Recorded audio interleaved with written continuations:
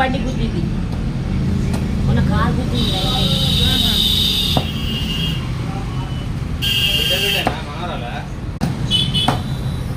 బాగా అచ్చిపోయినట్టు అయినాయి సార్ అంతా.